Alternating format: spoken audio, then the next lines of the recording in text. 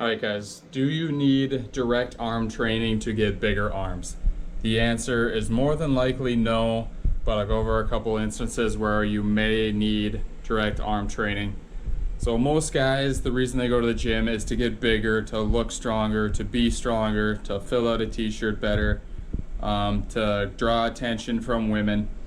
And most people hit the arm training pretty hard with bicep curls, tricep pushdowns, skull crushers, all other types of isolated arm training. Now, a lot of this isn't really necessary, and it can even be a waste of time in the gym because there's more efficient ways to do your training. So some of my favorite ways to hit the arms in addition to other upper body movements are pull-ups, push-ups, rows, handstand push-ups or overhead presses, and dips. So I'll show you some of these examples here.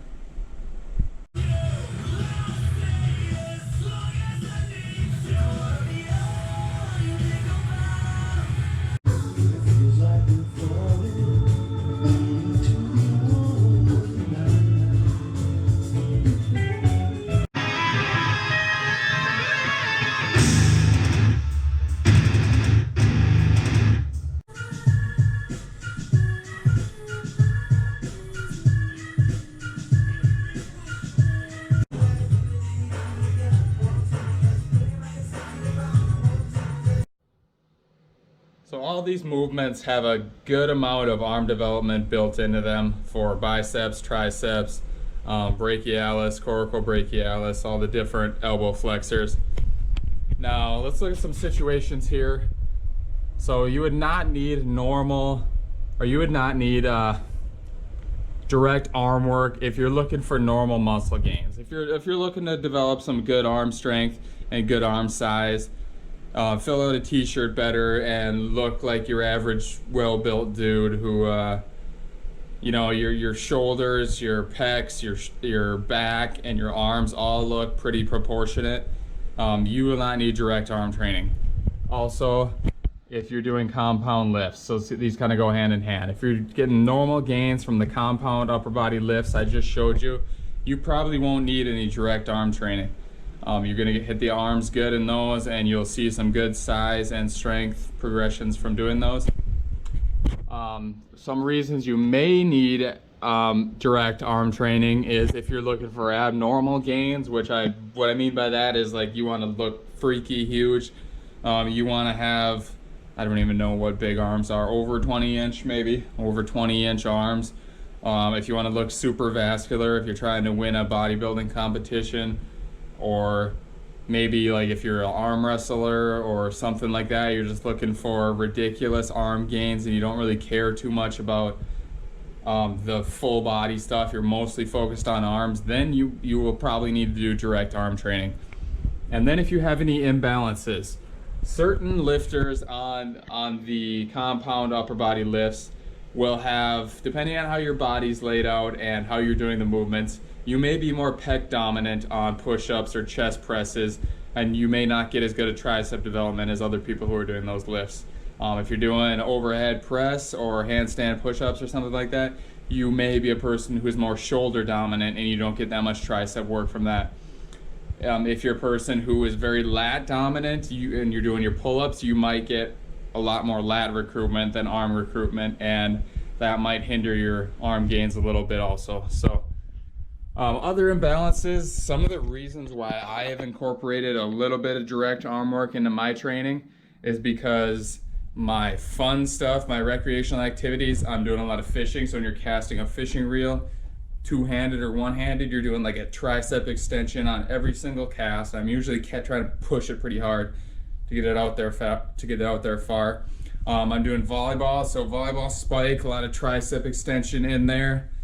And then stand-up paddleboarding. So stand-up paddleboarding, I'm going like this. I'm using tricep strength on that too, pulling and pushing behind me like this.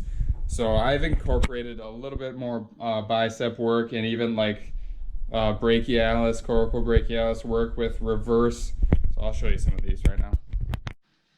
So there's different ways I do these. I will use this rope I got here on Amazon. I'll put this around kettlebells or around my chains, and I'll do reverse curls, hammer curls, or regular bicep curls with this. And I'll also do some with bands. So when I'm doing stand-up paddleboarding or fishing or anything like that, it's a lot of reps. So you don't necessarily want to come in and just do like 5 super heavy reps to balance out the biceps with all that volume for triceps. So I like to do 30 rep sets, and I'm going to stand in this band here. It's not a super heavy band. I'm going to go reverse curl, 10 reps. I'm not going to do all 10, just to keep this video shorter. Then I'm going to do neutral grip or hammer curls, 10 reps. Then I'm going to do regular underhand curls, 10 reps. And I'll do this with the band. On my aerobic conditioning days, I'll do like 1 set of that before, 1 set after, just to kind of balance that out. At the end of my full body days, I'll do a little bit of work with the rope and the kettlebell, the rope and the chain, just doing like hammer curls, just to balance the biceps out a little bit, because like I said, I get a lot of tricep work in my recreational activities, just to balance those elbows out.